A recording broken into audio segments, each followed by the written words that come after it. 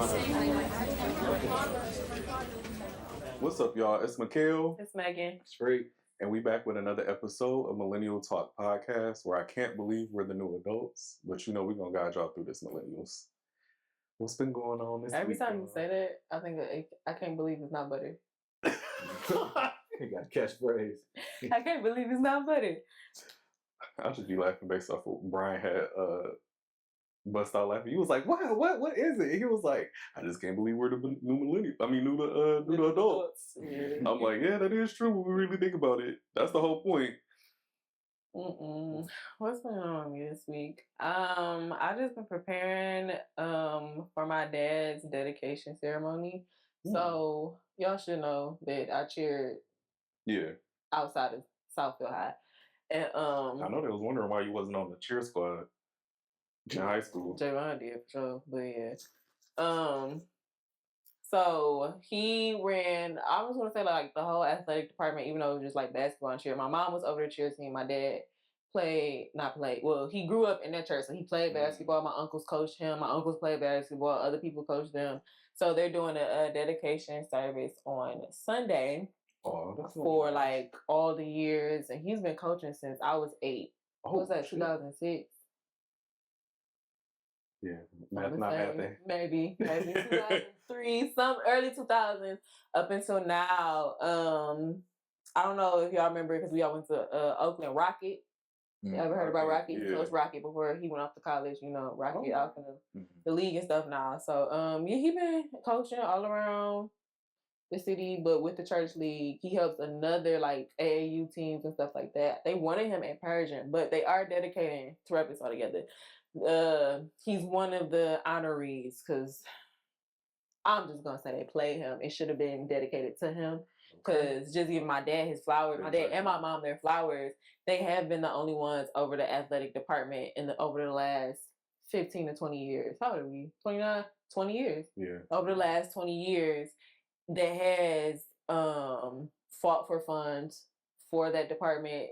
Took money out of their own pockets to fund things, car washes, Cedar Point trips for everybody. So it's like, I just feel like he's getting what he deserves. He's getting his flowers. And there are 2 other honorees that have passed on, but have contributed to the athletic department back in like the 60s, 70s, 80s. Wow. So shout out to your dad. Yeah. I'm actually, because our church does a live stream, and I'm actually interviewing him and hosting him tomorrow. Oh, that's really nice. Yeah, so I gotta talk to you about that. Oh, okay. I need help. Okay. But yeah, just preparing for that. And yeah. Randomly, this just came to my head because my cousin, she goes to the same church as you. Miss Archer. Yeah. And she told me to tell you hi. She told my grandma to tell me to tell you hi. I see her almost every time I go to church. Yeah, because my grandma was like, she knows Maegan. She knows Maegan. I'm like, yes, grandma. Yeah. But it was really cute. Yeah. But yeah, now it's on camera, so my grandma can't. Because she been getting on me. She was like, did you tell Maegan? I was like, So they be home. yes. And I'm like, oh, fuck, I forgot. My And I said hi. You're right. cousin's grandma, Miss Davis. But my cousin's grandma, she be on my head every time. Did you do whatever? Did you do? Yes, Miss Davis. Yes, I love you so much. But yeah. And it's so crazy because, that's my grandma's last name. Is Davis. Oh. Yeah. Okay. So, Might be you related. never know. But this week has been like pretty chill, I'm trying to think. It's really nothing going on. I'm trying to get more into like getting into doing like personal content, kind of like what we talked about off camera.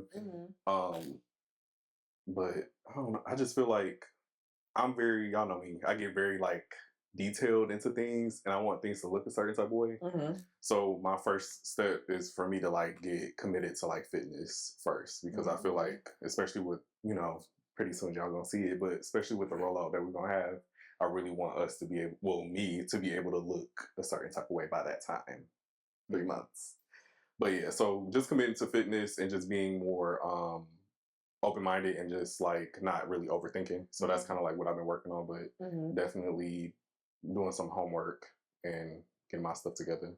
Yeah, I feel it. For me, it's kind of been the same journey, ironically, like with the fitness and working out. I just grabbed another membership at another gym, so it was more convenient with my schedule. But being back in it, meal prepping and kind of getting back into that routine that I was in, so I'm getting my macros and stuff like that. It's been good. By the time they see this, I'll be preparing for like my grandma's like birthday stuff. So like since she's been gone, just what that's gonna kind of look like, and I'm sure it's gonna be a weird kind of day. So just kind of anticipating that for real. But overall, work is going into that easing point. There's no petitions and per se craziness going on, so I can kind of like catch up and breathe and just get back into that flow. That's pretty much it. I want to ask you, since you touched on meal prepping, I seen this TikTok. I had a question too. Okay. I seen this TikTok, and this lady, it's a black lady. She meal preps all her meals on Sunday. So she do like her breakfast, her lunch, and her dinner. She make breakfast sandwiches with like the English muffins, and then she do like, do you do that? Like all your meals for the whole week, or do you do like certain meals? I would probably say all the meals for the week. But it also kind of depends because it's like a caveat. So for me, I'll meal prep for what I need. So like I know like your macros and stuff like that. That in particular, but how I also eat. So like I don't always eat breakfast or whatever and stuff like that. And then it's like I don't always eat at work. So for me, it's about when I get back home and I eat this, and I always eat dinner with my lady. So it's like I might just need that quick this and that before I cook dinner, and that's gonna be my macros. It might be that we don't cook, so then I need one of them or two of them for my lunch and my dinner. So it's like it's just more so like I prepare them for me as meals that I know will meet my macros and stuff without like missing that meal. So like I ain't got to think about it or get up. I can just go grab that, grab this, grab that, and it's easy. Like for me, it's about having quick meals and then that meet all my macros, at least my protein, like daily metrics. And I'm good to go because everything else I got stuff around the house that can just quickly like a quick snack, or a snack in between your maker. That can make up them other ones. So like that's what's big for me is just like having that meal because I have to take so much time to cook or to prep or to this and to that. Like so instead of wasting that time, I could just eat. That makes sense. Okay, so when you meal prep though, because I feel like it's leftovers essentially. Yeah. But so you can make a different meal. So let's say you meal prep your lunch. You can make a different meal for every day of the week. Yeah. But okay, so you making salmon on Sunday, right? Because you cooking it, right? That's you cooking, you plate it and everything. By the time Friday gets here, you comfortable with eating salmon? Well, now that's different. So like it's about perspective, right? So for one, like salmon is a little different. Okay. Right? Where in a sense, like especially how you say you cook it, that might be like how I do it. I usually get the chicken breast that's either pre-marinated or I'll cook off chicken breast and stuff like that. That's primarily my meal prep stuff because of macros and stuff. So I'll cut that up and make it in different assortments. So it might be a salad, it might be this, it might be that, it might be two of each or whatever the variant is to make it easier for me. Now if I did one with salmon, like you just said, it might just be them 2 days and that's the salmon kick, but then now I'm on chicken for the remainder type of thing. So it's like I'm not doing salmon or certain things the whole week because of those type of things that you're saying. Okay. But like say for instance, like for the next 3 days, I'm like, okay, I want salmon and protein and this and that and just different milk. Then on Wednesday, I'll cook off the salmon and make stuff like that. So like I just got to plan it based off of obviously food, sanitary and stuff like that. Yeah, because I'll be thinking, I'll be like, people cook, and I've seen some people cook everything on Sunday. And it'd be like this Monday, Tuesday, Wednesday, Thursday, Friday. And by the time Friday they get here, I'm like, you're not even supposed to be having chicken out. Me sitting for over 2 or 3 days for real. Right. And then they be having all types of like the max. They have like all type of fish and stuff. And I'm like, y'all eating you cook that fish and the shrimp on Sunday. It's Friday. You're just not eating it. Yeah. Like the lady that I was mentioning, it ain't fish, but she makes the egg McMuffin sandwiches and she puts them in the freezer. Okay. Okay. So she'll do that. So that's at first I was about to think that, but I was like, maybe it might be a dumb question because you can't just put everything in the freezer. No, so you can't put everything. But then it's like it is. We just went to Trader Joe's and got like certain little meals, and we just put them right in the freezer. So then it's like for me for lunch, for her for lunch, it's like we just go grab one instead of just having it accessible. So it's like you just gotta know the protein, know what you're eating and stuff like that, and just know what worked for you. You go to Sam's Club a lot and just get the chicken breast. And then just cut it up, and then now we can assort it how we want to. We'll go get the salmon, like we just got a big salmon fillet. I know how to cut it and break it down, so I took that whole thing. How you make your salmon? I mean, I marinate and cook it different ways. I'm talking about just that whole piece. Oh no, I was just asking. Oh yeah, because I don't really eat salmon. Got you. My auntie, she grilled the salmon. It was so good. See, I do it in the oven. I might put it in the skillet if I like it. Fishy. And see, I like it. So it's like for me, I don't mind it. And then yeah. But if you marinate it, it might take take. When she grilled it, it was good. Yeah. Like it was really good. I don't know what. Maybe she seasoned it really well to a point where I didn't taste it. Season too, like because me, I do one or two. I usually do like a Cajun type of seasoning, or I do like a teriyaki. So yeah, I have made Cajun chicken bites, not chicken, salmon, Cajun salmon bites in the air fryer, and I don't think that they're meant to be air fried. Like I've seen the recipe on like TikTok or something like that, but it was pretty good. Yeah, so you can try. You got air fryer, don't you? Yeah. You can air fry too. If I was lazy, I was gonna probably. See, I don't mind doing like the oven stuff. It's just I'm not making 3 meals, so I'm not making breakfast, lunch, and dinner. I'll probably only make maybe lunch and dinner, maybe. Yeah, it was like what you said. Do what you need instead of like the whole day. Because breakfast, I low key, I'm kind of light with it. Yeah, breakfast is pretty easy for me. Like toaster, this and that. Eggs don't take long, so I don't really feel the need to have to do that no more. Yeah, that's a good point. And most people, at least for me, is like smoothies, protein shakes in the morning type stuff. So it's like it don't really make sense for me to have to meal prep because I could just substitute it for it. So what do you do for like bulking and gaining weight? Chicken, rice, typical type stuff. It's more so what I try to stay away from. It's more so than like what I intake. It's always about taking in for me about 2,700 calories about there daily. I try to stay away from like pops and all that sugary ice cream type of shit. But I don't think it's a bad thing. I'm one of the people that's not like it's the worst. So if I'm at 2,500 for them, my goal is 2,700. I'll go get a fucking cupcake. Like I'm gonna just be real with you. I'm gonna go get something just to take me over there, just to have it. Yeah. But mainly like chicken and rice. I'm really into potatoes, so I do like a lot of that stuff. For me, bulking is real true because I don't eat a lot throughout the day. So I'll sit for that one meal and like might eat like a lot. And so like that'll be it. Like my girl tell you, she'll see me eat like a pre-meal before the meal. Like I'll eat like a whole meal and then eat like another meal back to back. But I might only eat for the whole day from like 6 to 8. Oh, okay. You know what I'm saying? So it's like that's it for the whole day for me. So the rest of the day, my body is just taking all that nutrient and eating all that shit. So like I'm rarely like, oh, I'm hungry. I'm really snacking. Like when I came in for one pot, like I was eating little crackers and cheese and shit. Yeah. So it's like I'm just keeping through the day. I'm a snacker too. Like I used to when I had a plan, it was just like, breakfast, lunch, dinner, and in between that you eat snacks to kind of like, That's so hard for me. I want to get weight so bad. And my snacks is always slim. It's a discipline thing. Yeah.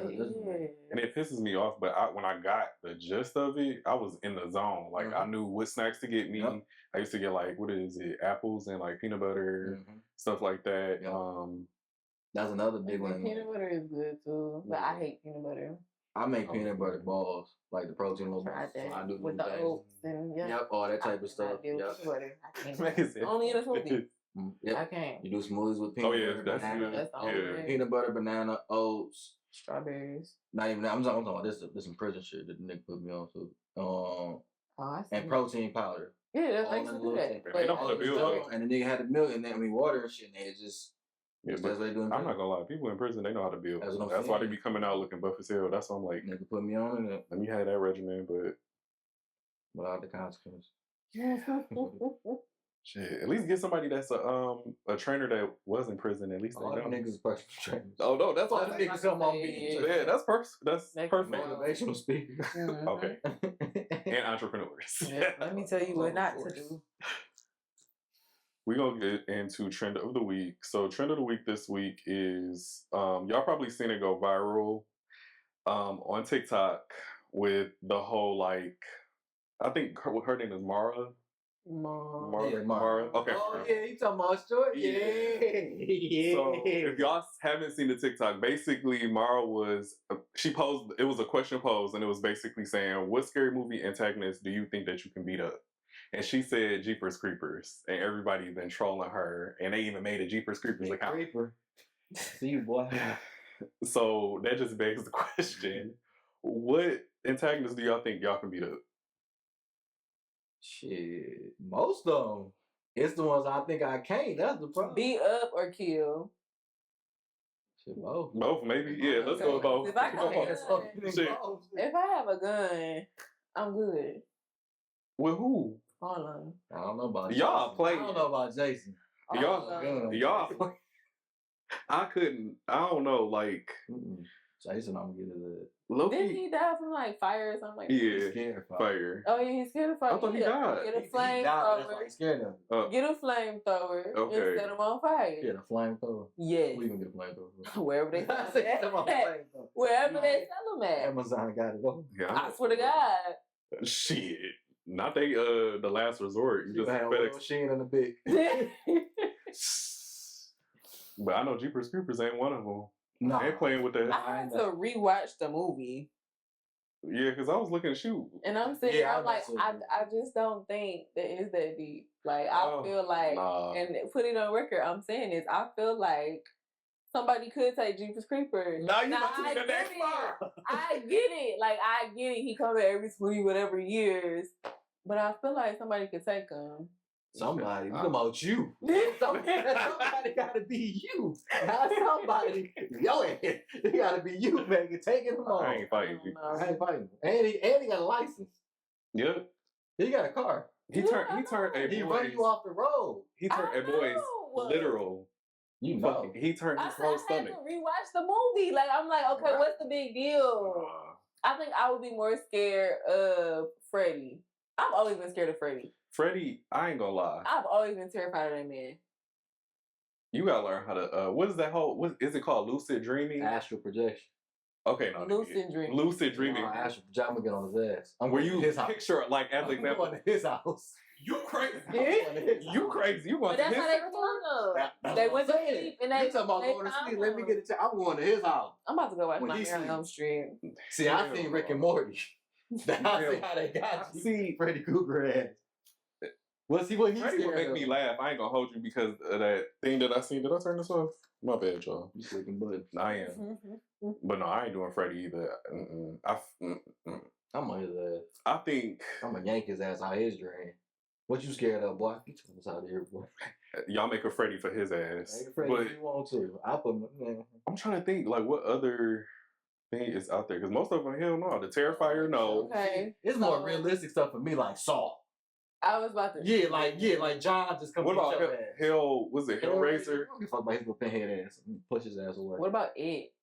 No, I don't do clowns. I don't give a fuck about it. I don't do clowns. You would? Yeah, I'll beat the shit out of it. Well, I mean, yeah, his weakness is if you don't give in to like he's not scared. Yeah. So that he got something with water, don't he, or something like that? He live in the sewers.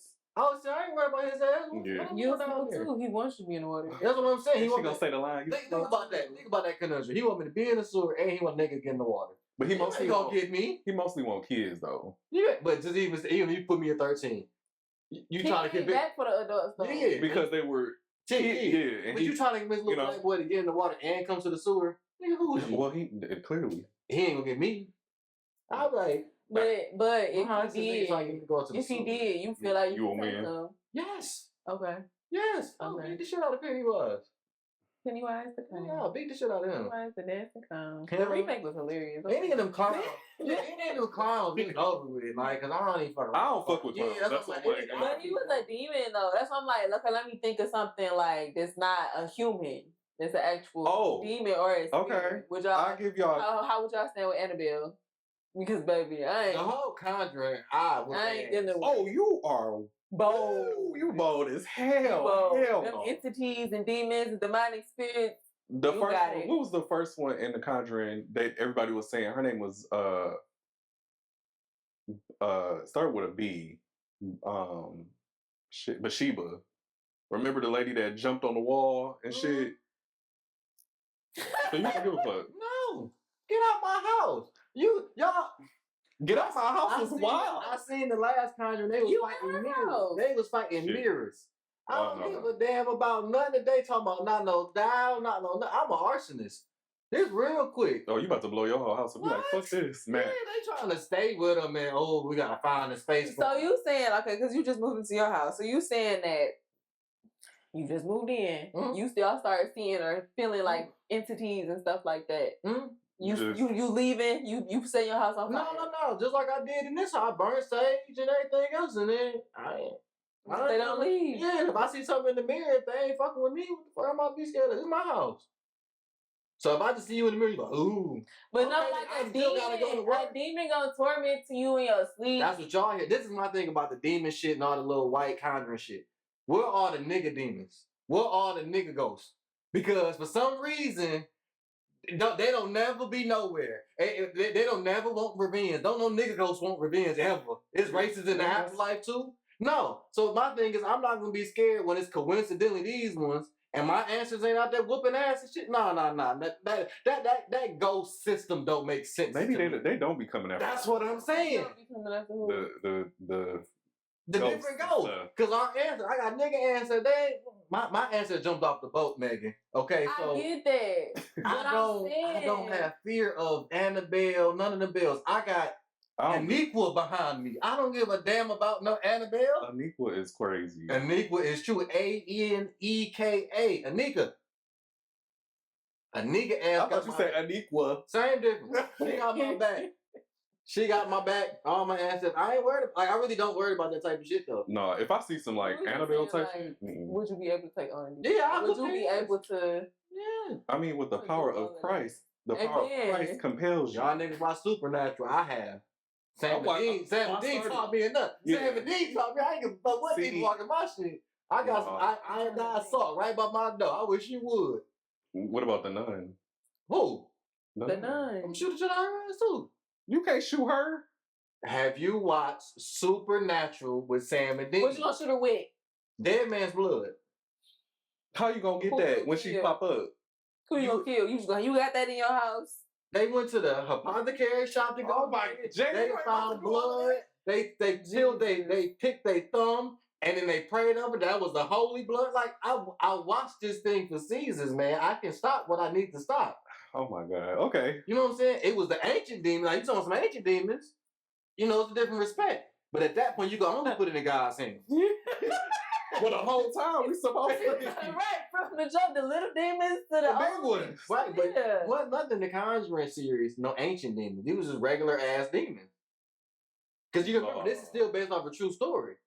So if we believe that it's an ancient demon, it wouldn't be no Warren and whoever the fuck they is. What's her name? I'm sorry. It don't matter. I used to watch them niggas. It wouldn't be them niggas if that was the true case. And I'm a true believer in God. So if God said it's true and they ran into some ancient demons, they wouldn't be here. I ain't playing. That's what I'm saying. I'm putting my hand. So if that be, so like I said, I'm gonna get my salt. I'm gonna have my cross, and I'm gonna have my will, and that has got me this far. That is true. You gotta have a strong will. Because they do be saying that. You and if we're talking about demons, some of the women I'd have been across. If I'm still here, nigga, I'll survive, nigga. Okay. I'll survive, brother. No.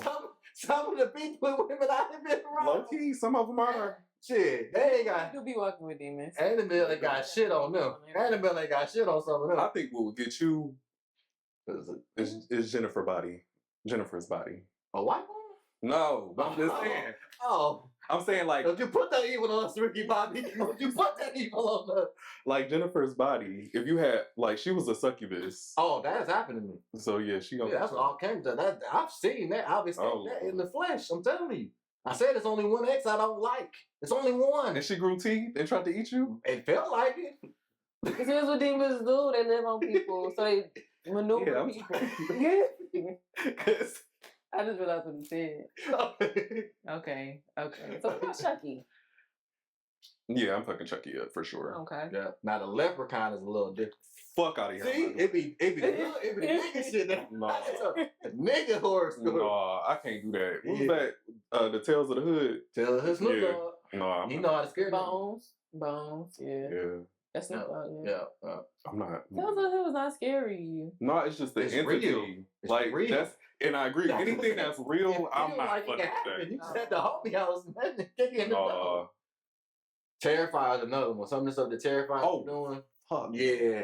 The Terrifier, and he a demon. He a clown. Yeah, he come back. It ain't no, and it's now 23 years. That nigga is coming back. Yeah, whenever tomorrow. you feel like, and he coming back. He's like gory. Yeah. Very clown. Yeah, that I don't fuck with clowns, y'all. I can't do it. Remember that whole thing that was on social media, and they was like clowns in the forest and running out. Oh yeah, we was in school. Yeah.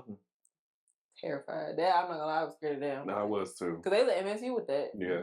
Jesus. No, but y'all let us know in the comments, like, who y'all think y'all can tussle with in a scary movie. To bring them clowns back though. No, I feel like this younger generation needs to. They need to fear. That movie experience. They too out here. No, bring the clowns. I don't have time for that. See how the YNs react to the clowns. They worried about Roblox. They sure are. Or Fortnite. They worried about Roblox. The creepers on there. Y'all know what was a scary movie that I didn't expect to be scared? What? The Boy. Oh. Boy. Because when I found out he was living in the walls, and I don't know, like towards the end of the movie, it just got scarier. And I was like, oh. After hearing something in the walls, you're like, oh. I did not expect that movie to be scary. Yeah. The Boy. They said Sinister was like the scariest movie of like our generation, and I do not think that movie was scary at all. I don't think that either. What was the scariest scary movie that y'all think of?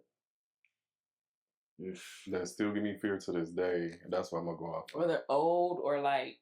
I think the old are the classics. New. Those are better than what we have new wise. Hills Have Eyes for me.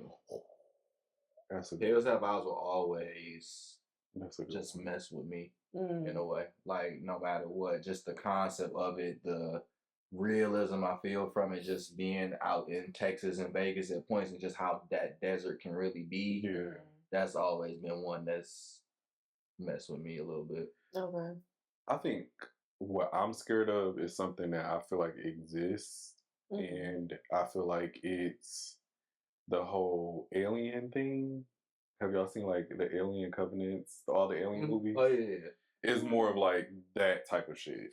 That creeps me out because it's like I feel like certain shit be actually happening, even supernatural shit too. But I don't know. I just be feeling like you never know what walks among you, and that's the thing that gets on me. Like gets me. That piques like curiosity in me because I be watching them shows where like aliens disguise themselves as humans, and I'm like, you see, you see people that's weird or like really quirky or whatever. Back to the human's eyes. Are you a human or not? Yeah. For me, it's always like the demonic and stuff like that. It creeped me out. Like Annabelle messed me up. We went to go see Annabelle in college, and then we went outside. We were scared. No, the door swung open by itself. That's the first thing that happened, and then the second thing, all the parking lot lights turned off at once. Till we ran to their car. Bro. Ran to their car in fear, skirted up out their parking lot. We're not playing. Messing me. It was like Blair Witch Project. No, that's some scary shit too. Hostel was another one, where it's like these scenarios that can become real. And they can become real. Like them the ones that always mess with me and would kind of get my anxiety going. But like that Blair Witch, I remember my sister showing me that because at that time I was so young when I seen it, I couldn't differentiate reality and the VHS. So when I seen it on VHS, I was like, oh shit, like this is real. Like oh my god, like they in the forest. That's all. I ain't never going there for. I ain't camping. I ain't none of that shit. Y'all ain't got me messed up. It's a good movie, and then we can move on. It's called. Damn, it was on Amazon. It was with. What's her name? I think she played. Y'all seen Twilight? She was a part of the Volturi. I can't call her name right now, but she was the one. Jane. She played Jane. Okay. What happened in the movie? She basically they lock you in a room, and well, she got. I'm sorry to be quick, y'all, but they locked you in a room. It was other people in the room, and basically at night these creatures watch you. Oh, I know you're talking about the Watchers. The Watchers, yeah.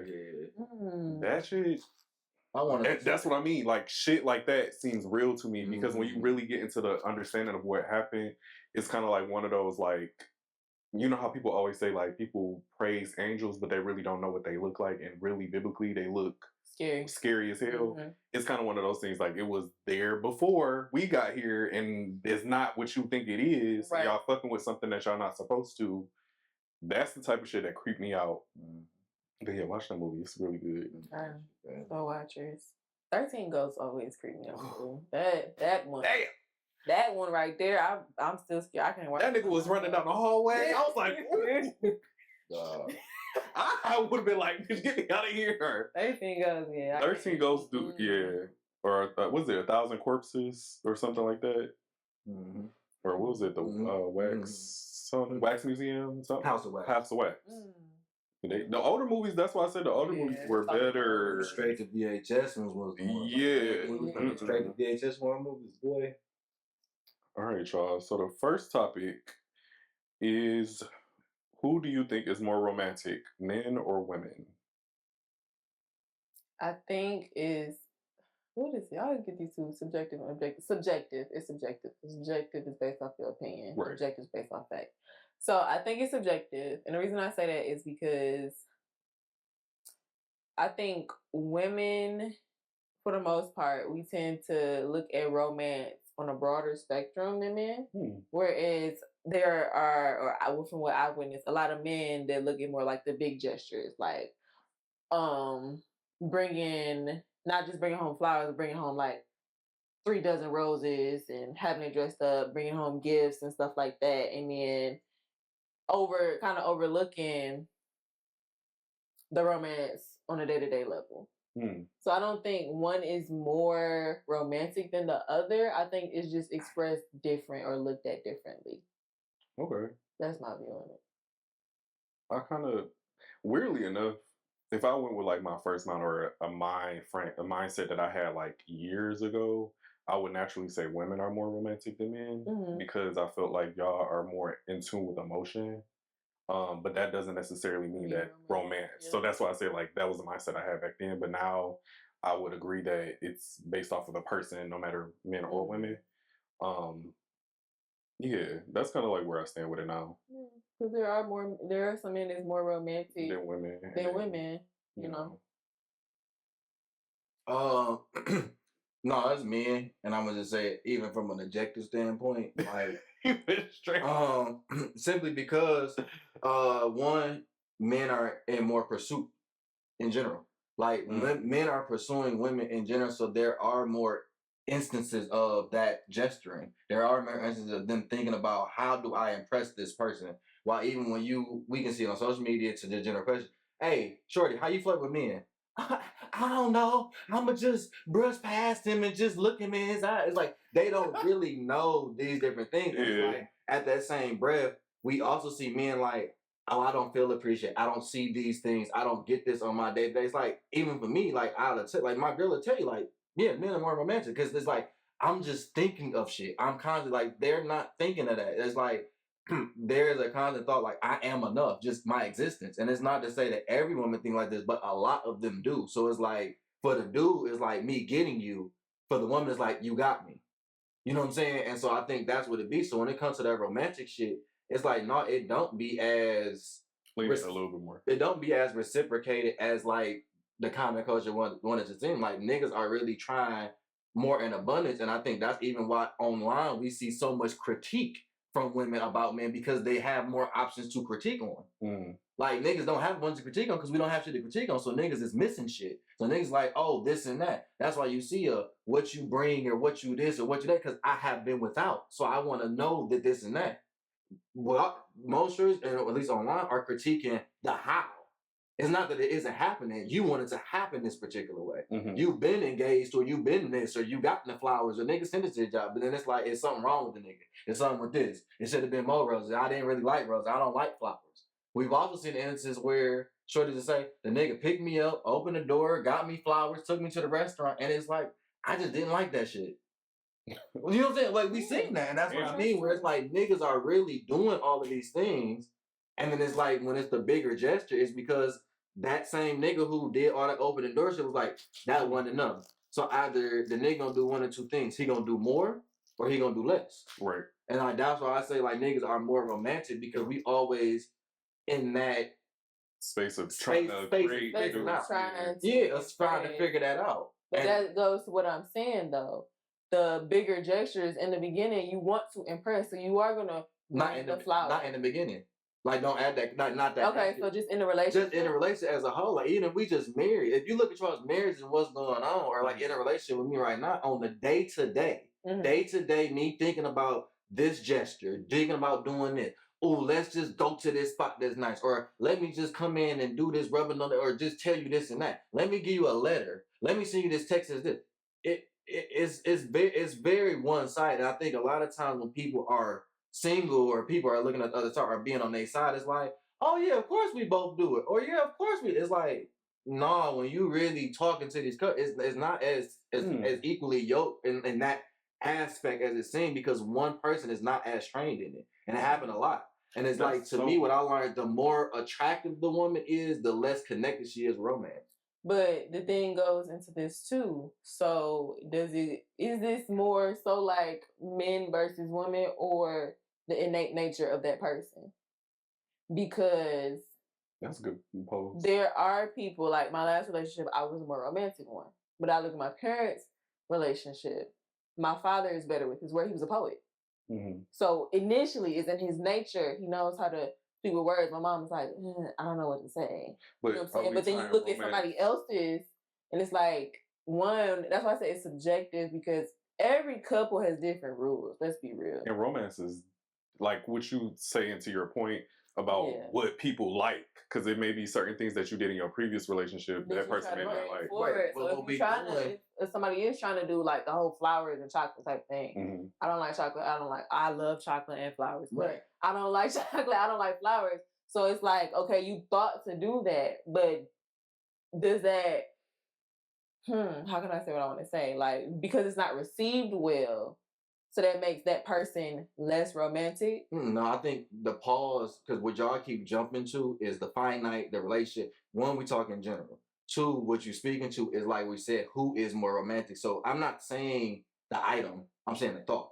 Okay. So what you just said is like, the dude is having the thought more. The dude is engaged. Because like you mentioned, it's the chase. That's what I'm saying. Like it's not really, like, I get it gets subjective what she liked, but just generally speaking, overall, and we all agree what we see on social media, there are these aspects where clearly, from a romance standpoint and investment standpoint, one is doing more than the other, and it's just what it is. Like, men are always going to do more. Because they have to chase, women have to be the one that are attracted. If we accepted that as a society, as individual, I think you would see a lot better situation, because then one person would acknowledge that this person is doing more, so it's a level of appreciation. One person would acknowledge that I am lacking in this area, so let me upgrade it for my person. And I think that is where the mix-up is coming in there, because both people are now arguing who's doing more, or we're both equal, or no, I'm really romancing more, or you're romancing more, but I'm more sexual, or I'm more sexual, but you, it's a bunch of bullshit. Just accept it for what it is. Like, and women like to be pursued. So it's like, just accept it for what it is. It's just the game. So if a woman says, like, because you made this like example, so her saying that, oh, I didn't, he bought me flowers, like you said, open the door, stuff like that, I didn't like it, or whatever. It's like, right. And there's nothing wrong with that. I'm just acknowledging that the nigga's being romantic. Yeah, that's all I'm acknowledging. And I get she that. might not like it. Yeah. It's perfectly fine with her not liking it. But I just want to say that. No, it's just more of like the flip, like that. How do you, on the woman in that particular scenario, it's like, well, how are you going to find, like, what else is romantic? Not even that. That's why I said but that's the dude thought. That's different. The thought part. So so that's what I'm saying. So like the nigga is in more engaged, because if I'm the dude in that scenario, I present her with the flowers, she don't really respond to it. Now, if I still want to pursue that woman, that dude is going to go back to the drawing board and whatever creative. That looked like. So his engagement in romance. Now, did she go back and be like, you know what? That nigga did give me some roses. Let me go do ... No. Like, and just generally speaking, that don't happen. Yeah, they don't. And that's what I'm saying. That's all I'm saying right there. Like, that's where I'm like, it's subjective. But like, it's weird though, because it's like it don't happen. If it's your first, like, if you asked the girl out and you did, how we see in the cheesy rom-coms, they're like, oh, they get, like you said, get some flowers. I want to, take you out on a date, and they don't respond to that. It's like, that's my thought process. Is like, okay, how do you want a nigga to be? No, 100%. And that goes to communication, because if a nigga came up to you and was like, I want to take you out, he's not gonna know what you like. He just wants exactly. To, But you said he's already done something prior. He's tried the flowers. No, right? he's put a scenario like if he's the first time. like this he's is saying, me like, telling you. like also romantic, like how you would see in a movie. And they can show up with the flowers. Oh my God, hey Maegan, I see you at your job. You sir, can we go on a date? Right. He's basically saying like, so that's the first time, right? He's saying, put yourself in that scenario. It did not. I wasn't receptive to it, right? So exactly. Right. What I'm saying is, why not, instead of going back to the drawing board and trying to figure out what you like, okay, well, I seen you wasn't too receptive to the flowers. But that's a drawing board. I thought you that's why I said communication. I was like, no. I didn't say, but I'm saying the drawing board might be, oh, let me just ask her, hey, in your past relationship, what was something that you like romantic? I might ask that question. Yeah. Or whatever. And then him going to the drawing board, if you said a nigga took you on a fucking picnic or whatever, he gonna go to the drawing board and decipher what a picnic looked like for him. And like what we were saying, like why the communication didn't matter, because it don't really tie into the question of who more is romantic. Because we keep showing. You said Ash is weird, so how do he show up? You said right. Like, how do you show up? And I was saying, Ash, you just open your mouth and say something. But what make it weird to like dive a little bit deeper, because I know I'm kind of like going a little off topic, but it's just like, what's wrong with, because kind of like the whole old saying like chivalry isn't dead. So like opening the door for you and stuff like that. If a man doesn't do that for you, or scratch that, I'm sorry, if a man does do that for you and you just like, okay. You don't think that nigga cute. Yeah. You don't like that nigga. It's just like, okay, quick question. How do y'all want us to respond to y'all opening the door? Because that's bare minimum. No. I'm not saying it like do you we supposed to be like, oh my God, thank you.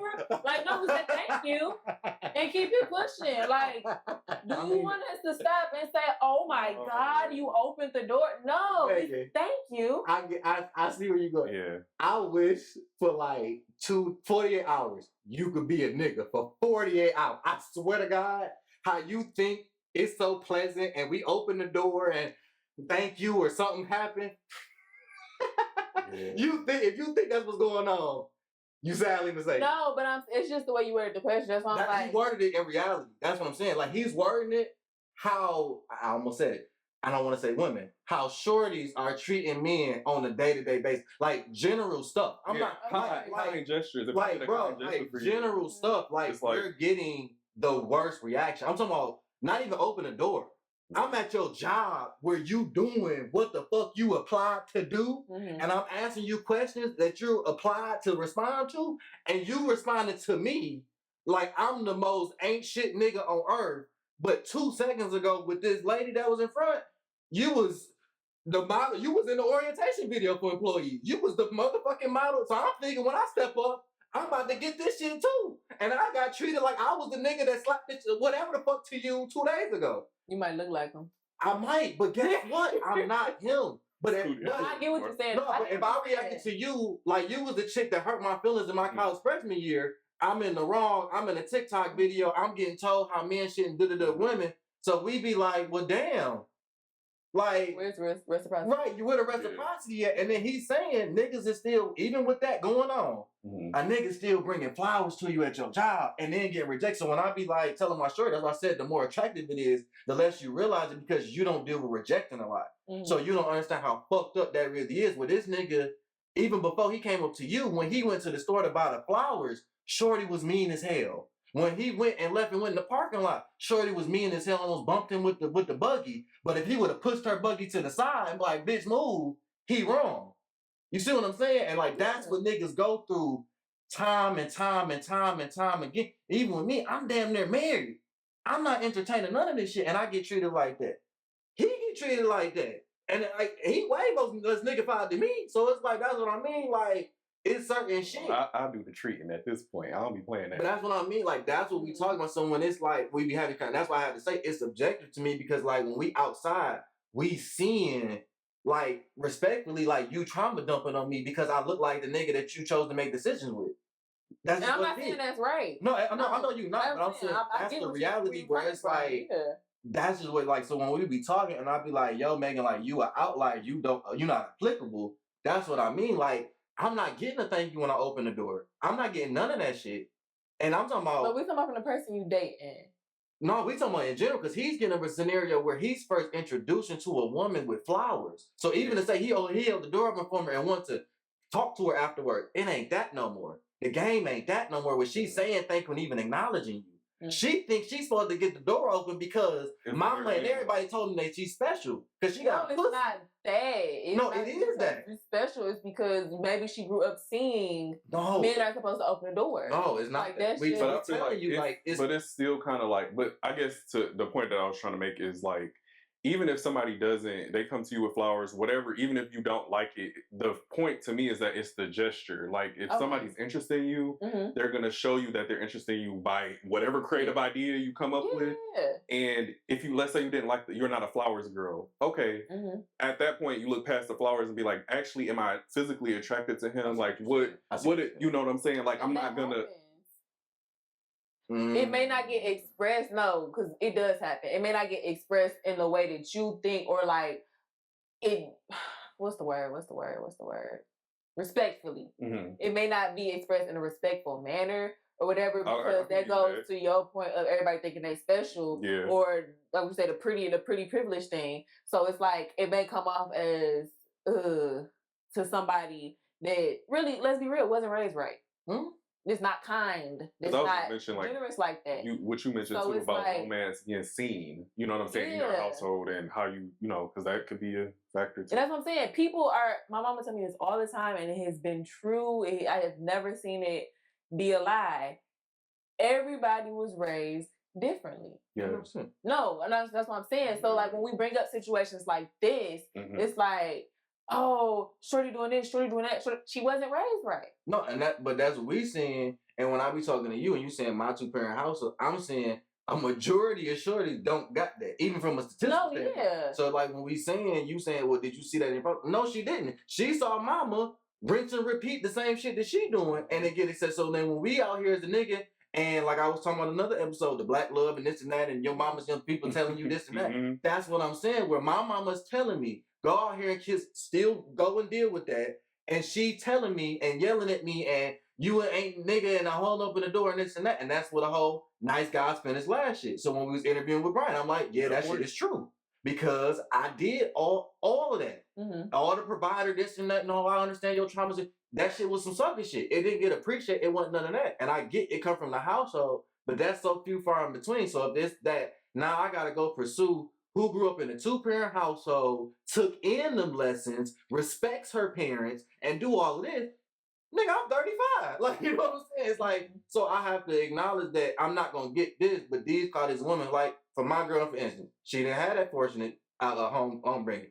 But the quality that was instilled in her was amazing, these qualities. And it's like, that's what I meant. But it's like, look, y'all know my journey, how long that took. I had more reason to give up than not. Niggas not as resilient as me. And that's what we saying. Like, it's a lot. Like, niggas don't look like, look at me, nigga. I'm me. Like, it's a lot of niggas that don't do that. And get away with that shit. Like, so they struggling. They tried to shoot their shot with Maegan. Was like, oh my God, Maegan is the fucking male for the whatever of my realm of women I've ever seen. He walked up to her and wrote a note, saved up 2 and 3 checks, and she like, nigga, and there's nothing wrong with that, because she talking about, she said hormones, this and that, so it's the time and the place that he might have walked up to her, and she just wondered, nigga, I'm getting off work, fuck yo, you stay, nigga, whatever it may be, but now he go home with that. Yeah. Is he gonna try that shit again? Probably not. And that's a good point, because dudes do kind of like switch. Y'all do. They switch, yeah. Once you do a guy bad a few times, he might be like, yeah, fuck you. But it's like I'm saying the game that changed. It's resilience too. How you build the game that changed. What you mean, how you build it? You keep getting knocked down and get back up. Okay, that wasn't the right one. No. That wasn't the right one. I'm saying when you getting rejected nowadays, a girl is putting your ass on TikTok, exposed. Like it ain't just the same. Like when I was on my high school, I can shoot out the gym. I can whatever. Like you said, the T-page. Like it's literally these forms and these different things now where it's like one rejection is magnified times whatever because of what we doing. And for some of these chicks with pretty girl pills, whatever, them rejecting niggas boost their ego. You know what I'm saying? Because a lot of these bitches is lonely and sad and got puppies that fill in them voids. And it's like, so when they rejecting niggas, they barely take care of. It make them feel good when they rejecting niggas. Like, I'm being real. And it's like, That's what go on. That is and true. so then they don't give a fuck what niggas fall by the wayside. And so when this a nigga out here like, I just want to fuck bitches, I don't care about them, I'm gonna go do this. It's like, and we wonder why. It's like, because rejection ain't the same. I was able to get rejected, figure out this, go back to it, and I had that grace. I was able to just be a nigga that had what we call rosters and hoes, and try to have a roster now. What they used to call a black book back then. then. You can't have it. You got to keep the roster a secret type shit, because the roster nowadays, I'm just this, I'm just, and it get it's turned into a whole thing. Yeah, we in exposed culture for sure. Yeah, we in exposed gotcha culture. You can't just live and learn, make mistakes. Everything you got to wear on your sleeve. It's gonna be like film or whatever. Yeah, I tell people all the time. This is me, okay? I'm done, y'all. I promise y'all. I swear, because I'm about to say some wild shit. I promise y'all. Y'all gonna clip the fuck out of this. Fat chicks ain't the same as they used to be, right? So, for me, back in the day, you should kick it and ride with a fat chick, do whatever it's gonna do. If y'all want to fuck, do whatever. Nobody didn't know. It was cool as hell. And they was cool than a some bitch. Nowadays, she looking at me and want me to treat her like Beyonce. Why does she not deserve that? Oh my God. Bro. I knew Maegan was going to ask. I know she was going to ask you too. Please help me. Why don't she deserve to be treated good? Because of her weight. It's not her weight. It's not her weight. It's the fact that you said fat chicks. No, I'm saying it's fat chicks because it's an aspect of, yes, weight plays a part. We have to admit that it do. It's just what it is. If I was a bigger nigga, I wouldn't get the same aspects of women that I get. It's just the facts. But for women, we don't want to acknowledge that fact. And we want to be nicey and like the same way. If you was competing for the same nigga with a girl that was that size, you would look at her and say that about her. That's my whole point. But it don't be competition. But it don't be competition. So that be my whole point about shit. Because you know it's the truth. That's what I'm like, it's the truth of the matter. Like when it comes to that point, and I'm not saying big women are beautiful. I'm not saying big women don't do this. I've been into it. I've dated. I'm not saying nothing like that. Answer my question though, Jalen. No, I did. I'm saying weight do play a factor. So the fact that if you are bigger and or look like this, yes, that weight can play a factor into your sexual selection. That's just a fact. No, I said, why doesn't she deserve to get treated? I just explained it. I just explained that because you feel like that as the person. That's just you feeling that way. The sexual marketplace, just like for me, which is why I said men, if I was a bigger nigga, if I had big head, if I was bald, if I was whatever the fuck, I would get less sexual options. That's just a fact. That's just what it is. He's just saying based off of preference, it limits. You start to get it's a market for everybody. It is, but it's like the market gets smaller and smaller. And that's the part that I'm saying to acknowledge. Because then you want me, let's just say fucking Precious from fucking the movie or whatever, right? Fuck it, I'm gonna just say what it is. Y'all want me to then look at that shit the same as Beyonce. And it's just not the fact. I'm not. That's the point. I'm not saying that no one is attracted to her, Maegan, but the standard, when people look at her, can you admit that they don't look at her in the same beauty as fucking Beyonce? I mean, yeah. That's all we be trying to say as niggas, but we can look at like, why don't she deserve that? Because then you put us in a state of fucking delusion. No, it's not. It's just because it's like I think she focused on the treatment. Like that's what I'm saying. I'm not saying I'm treating her mean. No, different. I'm treating you where you had just said like, okay, boom, you come up to shorty and she rejects you for whatever reason, right? Did you attract you and she rejects you? She not attracted. She might not be attracted to you, and that's fine. And you saying like, oh, okay, but she basically like bitching around and all this other stuff. Like, why couldn't I get the same treatment as the lady that was in front? I said the flower shit, right? I said the nigga, she don't like that nigga. I said that. If the nigga that she liked that was attractive, she would have took the flowers. I said the respect part didn't have nothing to do with my attraction. It was just niggas in the community right now in general.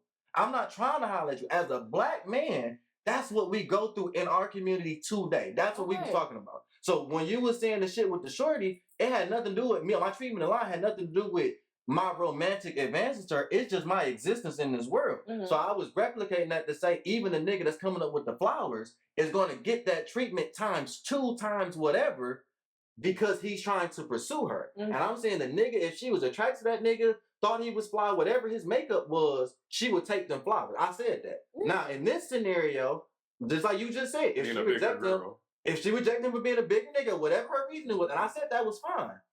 It's the same thing for the chick, but yet when it's shorties, just like he said, I knew you was gonna ask that. I knew you was gonna ask that because that happened to niggas all the time. When we be like, no, this and that. I'm not saying the big girls across the board. I'm not saying none of that shit. I fucked them and dated them. I'm not saying that.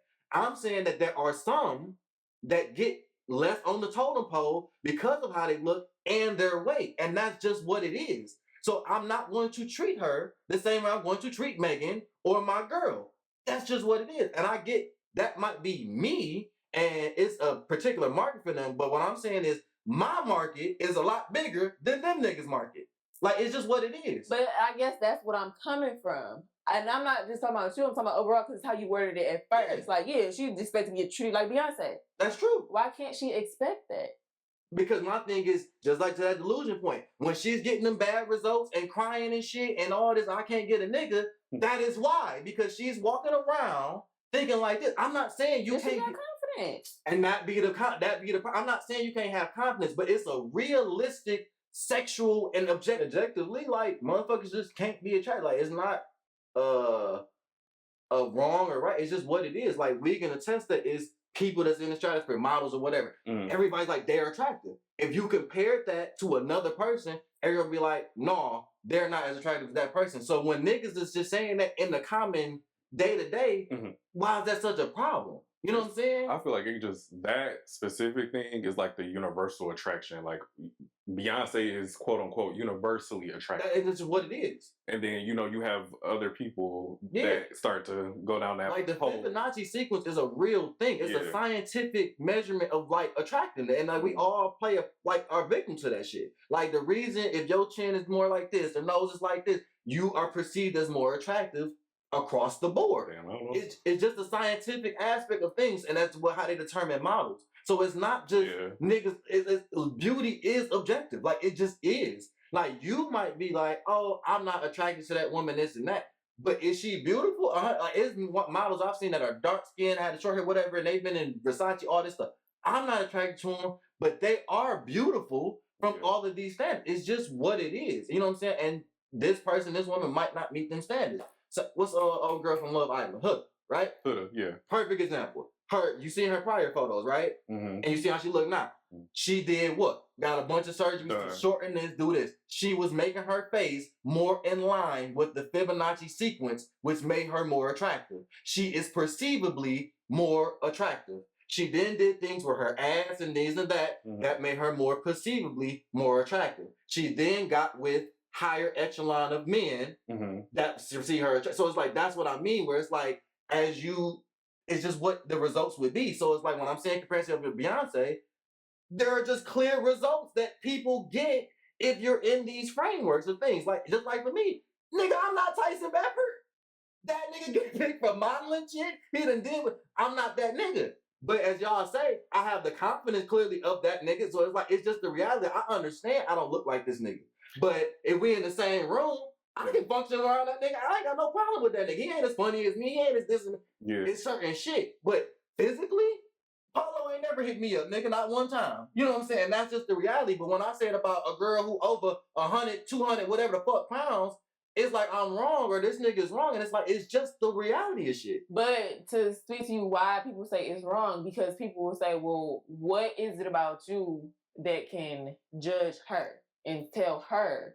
But it's a preference thing. And that's the thing. If it's preference, and see, that's what about him? I'm not saying if that's not in your preference, because you make it individual. And I'm like, no. I'm saying across the board. Like, let's say if you was a troll on social media. No, but you saying it to him. I'm saying fuck me.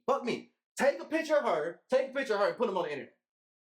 And then prove the point. That's what I'm saying. If we start really doing that shit, because a lot of times we having these conversations, it's me and you, who makes you this guy? And, okay, bitch, fuck it.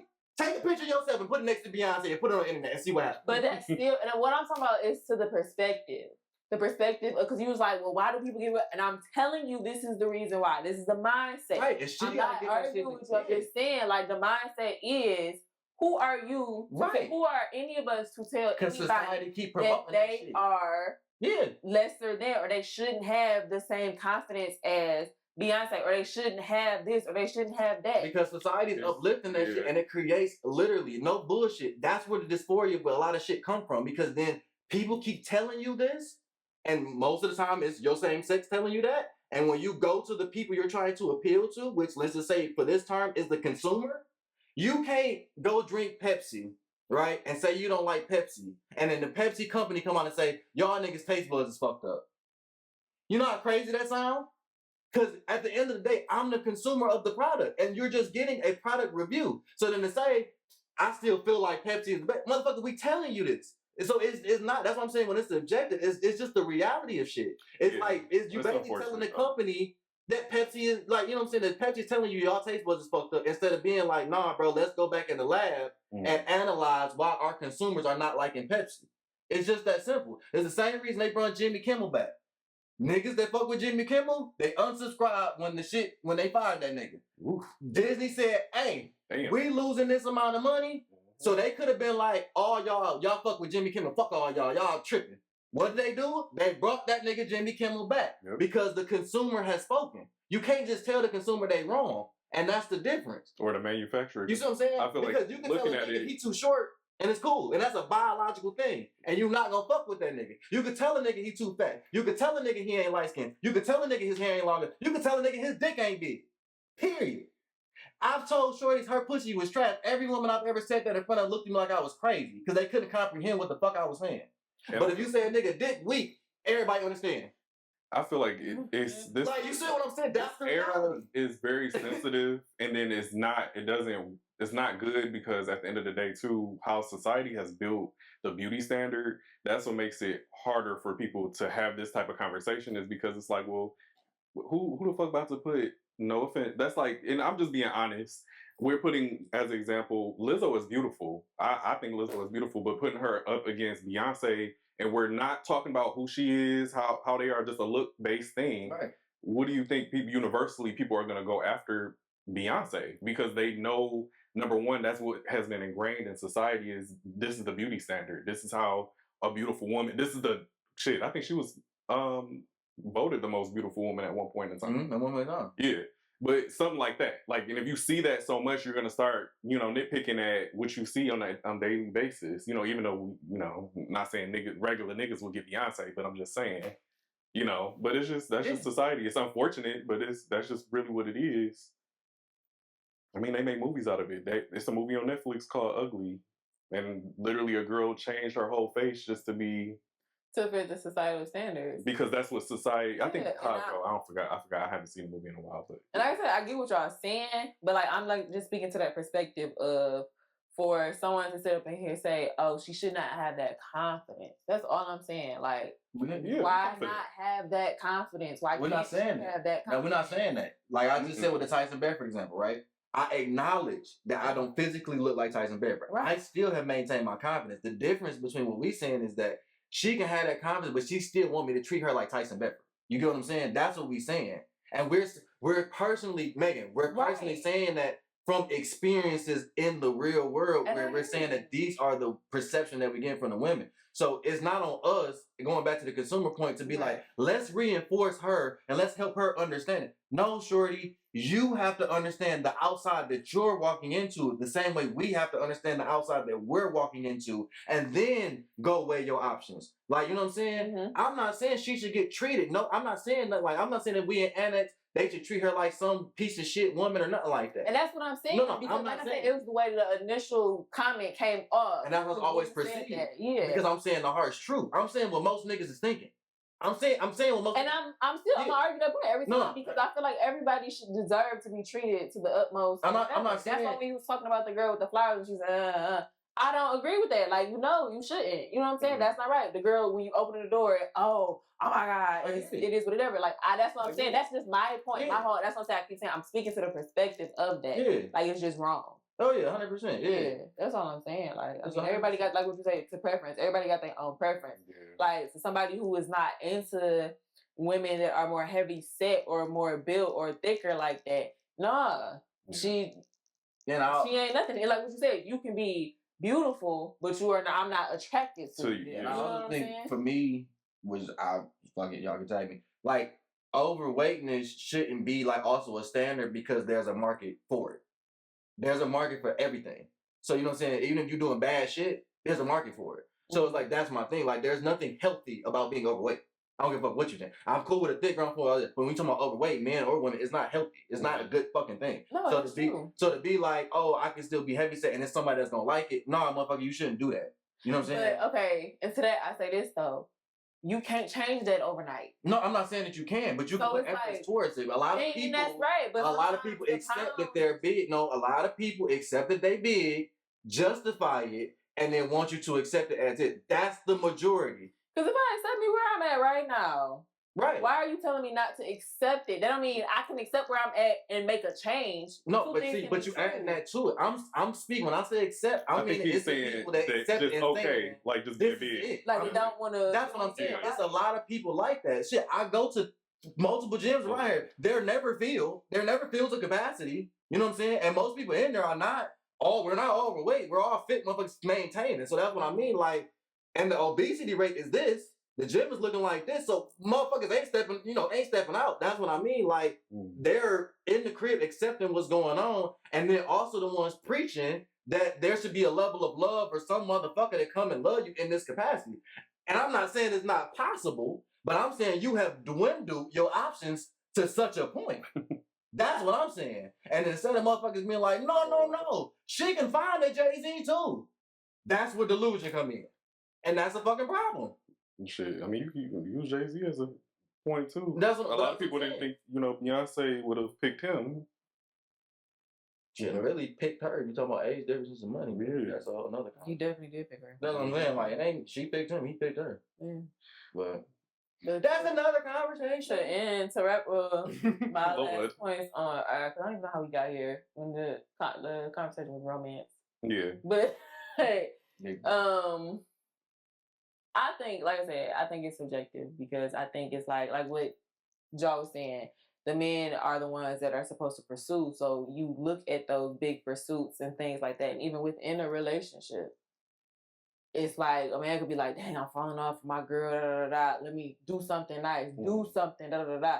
Whereas I feel like with women, it's more so in the day-to-day type of romance stuff. You know what I'm saying? Let me do something small and make something nice. You know what I'm saying? Let me write a little note or whatever like that. And I'm just speaking from my experience to the point where like the guys have been, oh, I got to do something big or I got to come with this. I got to come with that. Like, and I have set my standards of what I expect romance to be too also. But on the back end, it's little stuff that I do throughout the day-to-day. You know what I'm saying? I might put a heart emoji in the text message. I might, you know what I'm saying, write a little letter, put it in a lunchbox. Stuff like that. Like, no, but that's what I'm saying. There's little things that women think of like that. It's like, it's romantic. Oh, Lord, because there are men out here that just, good morning, love you. Good morning, love you. Yeah. I hope you have a good day. You know what I'm saying? That's what I was saying. Things like that do matter. Early on that, romance it's whatever. But it's a lot. I feel like what everybody defines romance is. Yeah. It definitely goes into that. Because it goes into a lot of things. Like when you brought up the whole sexual aspect too, it's a lot of people that's just out here having sex. And there's no romance into it. Mm-hmm. Like, let's be real. So I feel like it's different for everybody. It is. Yeah, I think people looking for too much romantic sex too, just not fucking. That's the other part. Okay. I think they both got a balance. And my bad, y'all. How we got there is because I said fat bitches ain't the same no more. I'm fat chick. Damn. No, even don't click on that. Don't click on that. Fat faces ain't the same no more. That's how we got there. No, even before we changed the subject. Yeah, but I was like, I was like, I'm about to crash. I'm gonna do some shit. Don't click on that one because I was like, shit. We don't have. Yeah, my bad, but. That's what happened. I've talked about this time and time again. That's what I'm like, shit. Oh yeah, I'm gonna clip it, but I'm just saying I've done it time and time. Well, get ahead of the narrative. Yeah, I'm gonna get ahead of it, bro. Y'all not gonna catch me, bro. You are trained already. Yeah, I'm on camera saying it, bro. You're not gonna get ahead of me. Let's move on. Crazy. Next topic. Do you think? Back on relationships, do you think it's true? Oh, actually, this question. Yeah, this is actually a question that I came up with. Okay. Do you think it's true that to have a healthy relationship, one person has to love more than the other? And the reason why sorry, y'all. I was waiting on you. The reason why I came up with this is because I think I've been like scrolling on TikTok and social media. and stuff like that. And I seen this woman talking about I don't know if it's Shira. Y'all know who Shira is? She the one that talks about like basically how to get a man, get money, live, you know, a certain type of way. She light skinned and yeah, okay. So basically, I'm gonna have to show you the video, but it's like the conversation was basically like to get what you want out of a relationship, you have to somebody has to be more in love than the other. So they were saying like mostly women were saying like get a man that's more in love with you than you are with him. And we're taught that. Yeah, we're taught that. I can honestly say like we are taught that, but that doesn't mean that. And I'm gonna say that. First of all, I'm gonna say this. I'm gonna say this. Excuse me. We gotta stop as women saying stuff about what we've been taught online because it's never going to be perceived well. It's some stuff that like I said, we were taught it and it's like, I get it, but I wholeheartedly cannot explain it in a way that will come across. And you can't explain that in a way that'll come across good amongst receptive. It's just not. And I feel like we talk too much. Men too though. But I feel like our generation, we talk too much about the stuff that's been passed down. Like, why can't you take that advice? Because I know it came from an elder. It came from an elder, because mine came from elders, and just apply that. Like, I get so tired of people talking about, oh, well, you know, this is passed down, and women do, like you're training up the next generation of women when we're all the same age. And we've all been told the same thing. It's just everybody's going to apply it differently. Same with men. Like, stuff, I'm pretty sure it's stuff that y'all been told from y'all male elders is passed down about women. Like, oh, women shouldn't do this or women should be that. But that does not mean that, okay, I'm about to go raise up the next generation of men and do X, Y, and Z. Like, I get so sick of that. But little rant. Dude, it just bothers me because like y'all want what are y'all getting out of that? Because it's never going to be received well. Let me be honest with you. But wait. It's never going to be received well. But my point to that is, and like I said, I honestly, as a woman, like it's like I don't know if it came from a place of fear. I don't know if it came from a place of whatever. But the relationships that the man, I'm going to say, because it's not, oh, withdraw your love so that he loves you more. And I think it can come off as that, like, oh, yeah, withdraw your love or only give a little bit. I'm a firm believer, like, I'm a lover girl for sure. So if you're not giving your all, don't give it. I'm going to be real, because you can fall down flat on your face and get right back up and go find somebody or have somebody find you that's going to love you the way that you should be loved, period. So if you're not going to give your all, just stay on the sideline. But it's not in a way that's saying, like I said, withdraw your love or only give breadcrumb. Like, no, because that's toxic then. You know what I'm saying? Show up as yourself and let that person show up as themselves. And if that person loves or fall in love before you fall in love, and this is somebody that you really truly want to be with, then fine. But do I think it's healthy for like a situation like that? Like, oh, this person is loving me more and I know I love them less. And I don't have it in my mind to continue this relationship to see how much I can love them and to make sure I cut it off at a point where it's like, I'm just not feeling it. You know what I'm saying? Like, no, I feel like it should be show up as yourself. I don't think it's healthy for somebody to love somebody more in a relationship. You know what I'm saying? Is it always going to be equal? No, it's never always going to be equal. I'm going to say that because you can fall out of love with somebody, but still like them enough to work on the relationship and keep fighting for that relationship. Point blank, period. Well, I'm going to let y'all talk because it pisses me off. I'm sorry. That conversation is just like, you're not going to show up and love somebody, then sit down and shut up. Try not to cuss. Yeah. I know something was cooking in that. I heard a little smirk over here. I think you was about to respond to my first point from the elder. I was really going to probably agree with you. Like, I guess this is. I know that's how I was like. I guess this might be the crash out episode for me. Two things to what you said. One, at least for me, I can tell when a man hasn't had his father in his life and when a woman hasn't had her father in her life, based off what they're saying. So them saying passed down what's being told and this and that, because I think to a lot of the niggas out here say, oh, shorty gotta do this, that, and the third. And it's like, respectfully, nigga, your mama ain't do that. And then it's like, for the women, it's that I'm gonna be feminine when I get married, or I'm gonna show him, I'm gonna give him all my feminine side when he showed me that he is a provider and it's like, but your daddy wasn't there like this, like you've never seen some of this shit that you talking about in reality. So like, for me, when it comes down to these passed down lessons and shit we be talking about, niggas gotta accept, and this is just being real. Your mommy and daddy wasn't shit. Like that's just what it was. Like they. Not everybody, I'm definitely not talking about anyone else. I'm just saying in general, like you have to look at your parents, bro, and just acknowledge their faults. And that way it'll be easy to decipher them lessons. So your mama telling you that shit, but if you looking at your mama and all your siblings got different daddies, all your this and that, and all this and that, that motherfucker don't make good decisions. You just gotta accept it. That's what the fuck it is. Same thing with your daddy if it's the same motherfucking way. That's just what it is. So then don't just clean because your blood is in their veins that you want to pass down these lessons and situations, because you creating perpetual cycles that's fucking up our community. This where I get triggered with the shit at, because then we both go online complaining, and like she said, passing on the same lessons. Because being real, when I hear a lot of niggas talk, they didn't learn the same shit I learned flat out. Like flat out. I got raised by military niggas and real stand-up ass niggas. And they had their faults and they acknowledged them faults. And they told me to up and down the relationship. Like in your question, are you gonna love more? Fuck no. You're not gonna love her. One day I'm gonna be at 90%, she gonna be at 10. Another day it's gonna be flipped. Another day we gonna both be at 100%. Another day I'm gonna be at 80, she gonna be at 20. Another day we gonna both be at 80 because this day fucking sucked. But guess what? True love means I ain't fucking leaving.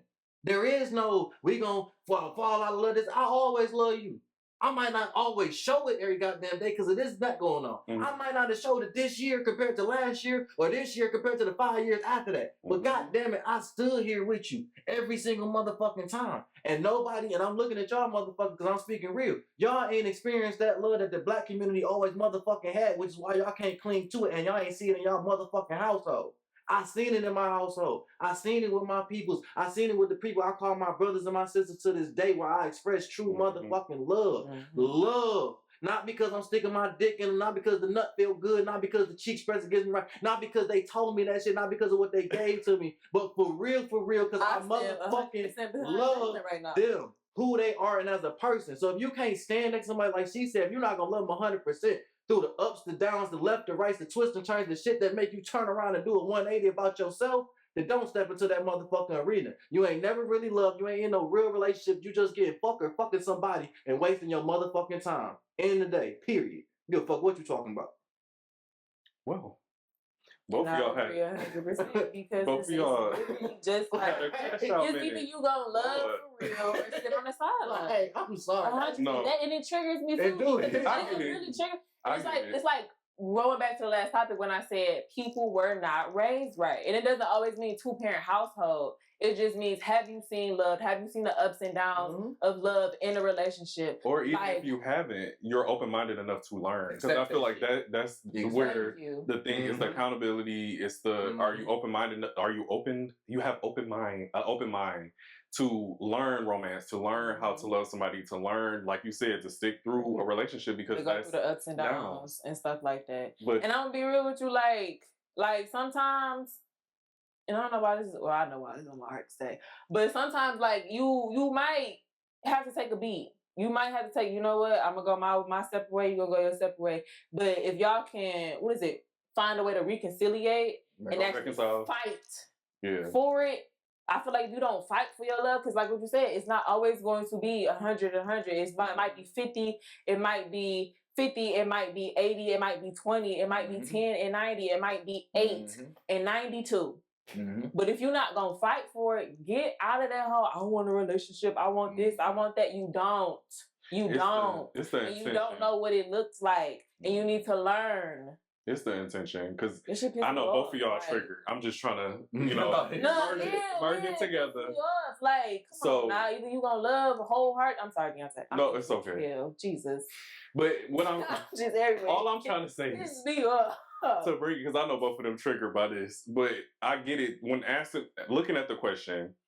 I looked at it when I seen it, and I seen the response it was getting based off of different tag videos, whatever they were making. It was basically the same kind of like thing. It's about using somebody to get something. Yeah. You want it's based off the intention. You want this this nigga got money, and you this bad female that look good. You know that he gonna do this and this for me. Blah blah blah. Same thing with a man. You down bad. We had the Jody situation or whatever the case may be. I just feel like to go preface back to what both of them are saying, you have to be in love 100%. Even when you're not at 100%, you have to stay, down if this is really what you want. Yeah. Ultimately, but it starts with intention, y'all. Y'all gotta have the intention, discernment, know what y'all actually want out of a relationship, and stop going into things blind and acting like y'all don't understand. Take the accountability. Mm-hmm. That's really all it really truly is. Shit, I ain't about to spit too many. Y'all both was triggered. I'm like that, and I'm laughing because she was like, no, I completely agree with Jalen. I already knew it was cooking in your mind. I was like, shit, let me just, I'm just gonna speak on my little thing and keep it, little light work. But y'all both right. At the end of the day, it was just that's the society that we're in. Like you said, the fact that we have social media. They're training new people. You got young people that are watching videos thinking that this is how to date, and it's not really how to date. They never experienced love before, and you go on to YouTube thinking, oh, well, shit, Susie over here told me that I just need to get a rich nigga. Well, I'm supposed to be a fucking provider because I'm a man. Yeah. You see, and that's the thing. People make like 30 seconds to 2 minute videos, and they sit up, and it's like, and that's why I said I know for a fact that something's passed down because it's something that I was taught too. But guess what? When it's taught from an elder, face to face, sitting right here, you can ask questions. It can be explained. Correct. What you mean, grandma? Because da da da da. Like you can do that. You cannot do that because that person done got 1 million views in 2 days, and they living off of a high, off of something that they put out there. They have impressionable minds that don't know. You know what I'm saying? Exactly. So it's like, I can't. They think 1 million views, she must be right. Right. I can't DM baby girl and say, well, what did you mean by that? Because her DMs are flooded. Yeah. You know what I'm saying? So I can't even get the clarity. I know she charging you. She'll answer your question. You got to pay $50 for that. That's what it is. Or that. Yeah, that's the she making a buck. Answer your question. Yeah. You got to pay $50. That's the thing. Like, you really have, like, when you own social media, you really, really, really have to use your discernment. Mm-hmm. And either you're going to sit down and try to break down what it means and take whatever from it, or you just going to keep scrolling. And I advise everybody, I mean, I know people get their coins off of TikTok, but keep scrolling. Everything is not assigned. Everything is not meant for you. Except for our clips. Oh yeah, watch us. Anything about us? That's good content to marinate and put on your mind. But no, like I'm just tired of the whole relationship conversation, like men versus women and all this other stuff. It just gets old. And like I said, it's really passed down things that grandma passed down to the mama passed down to the daughter, and now I gotta find my niche, or I gotta do this, or I gotta do that. You 30-something, and I don't know the girl, I'm not talking about the girl that you mentioned, but I'm saying it's 30-something-year-olds that have, men and women, that has never been in a relationship. That's very true. Ever. It's 20-somethings, has never been in a relationship. But I bet you they go off of what they see their friends go through, and they create a narrative for themselves, and they make videos, and they get paid off of it. Or majority of them is one relationship that done really messed them up, and now they go on this fucking tirade and try to justify, no, I was with Jacob for 9 years, and so I just know every fucking... It's like, boy, fuck you and Jacob. Like, just being real, like, y'all don't know shit. Like, being badass. Oh, you're right. Fuck all that, bro. Like, feel what it feel like to be ugly and get rejected and then get approved by that same person. Then feel like what it feel like to reject that, or whatever the fuck the experience is. Y'all niggas ain't cool with being ugly sometimes and getting... Like, when does glow up happen with motherfuckers anymore? For real. Yeah. Like, really. Like, when does glow up happen? When everybody expected to have cheekbones and this and that and get BBL and just have access to shit. Like, damn, glow the fuck up. Be proud of yourself. Go through phases in fucking life. Everybody want to be right now. Yeah. You got motherfuckers 20 years old wearing wigs like they 50 and 60 years old. You got niggas getting extensions in their hair to have fucking braids instead of just going through the experience of growing your goddamn hair out and having a girl that loves you, that want to run her fingers through your hair in public. But you niggas don't touch grass. That's like, instant gratification. That's what they want. You see what I'm saying? Like real shit. I remember in my head, like, if I could even attempt to do some shit like this, and I felt what that genuine love was from a woman that approached me when I wasn't confident in myself. You niggas don't want to go through that experience because you feel like this, you feel like that. Let me know that you inadequate in all your areas. You ain't confident in yourself, nigga. I had this. I was funny. I was something. And have this, like, it's the self. You have to know yourself. I feel like that's what's missing. Yeah, nigga. You really have to know yourself. Looking at social media and you don't know who you are is a bad combination.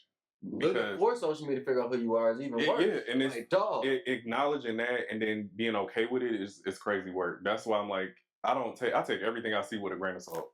I don't even sit there and compare myself to nobody else because at the end of the day, like you said, I always looked at it as it's always going to be somebody attractive.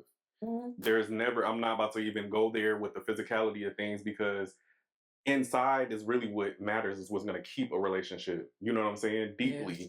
If somebody loves you, they're going to love you for who you are, not how you look. So I feel like if you don't, correlate that well, which society and social media doesn't. So that's why everything's a look game. Yep. And that's what it is. But y'all youngins, y'all really, really take time to get to know who you are and be open-minded and be okay with feedback. Because a lot of people don't like rejection. And I get it. It hurts, but you got to keep it pushing. You know what I'm saying? The right person is going to be for you and they're going to come when it's time for them to come. You might have to do a little bit more self-work. That's really the truth. And it's okay. You've been in one relationship. That's cool. But don't take that into the next situation because everybody's different. And they should love you. They should show up. Once y'all get to the point where I love you, you love me. They should be showing up like that. So I love her. Don't get to, because I had an ex get mad because I said that I was not in love with him. The same time he said that he was in love with me. That's some childish shit. And when I tell you the rest of the relationship up until we broke up was pure hell, it's like, it's that resentment. When are you going to give me time? Yeah, because you have to grow. We're two different people. Thank you. Like, come on now. I don't know. That just made me mad. But if you're not going to show up in love, just don't show up. Stay on the sidelines. Go play. Like, it's a dating pool out here. Yeah. Go date. Have fun.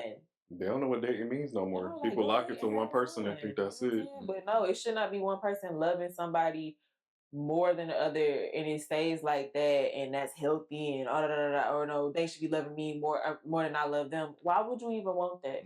Like, if it's love and it's genuine, why would you even want that? Why? Because you care about them and you love them, right? Come on now, make it make sense. Now, for our sugar daddies listening, this is not for y'all. Okay? No. We understand what y'all going through. Sugar daddies, keep doing what you're doing. Hoes, sugar mamas. Yeah, sugar mamas, hoes, keep the world going around. We appreciate y'all. TDE. I'm gonna be honest. I feel like you got sugar. No. I thought that was coming out your mouth. I thought that was coming out your mouth. That Maegan.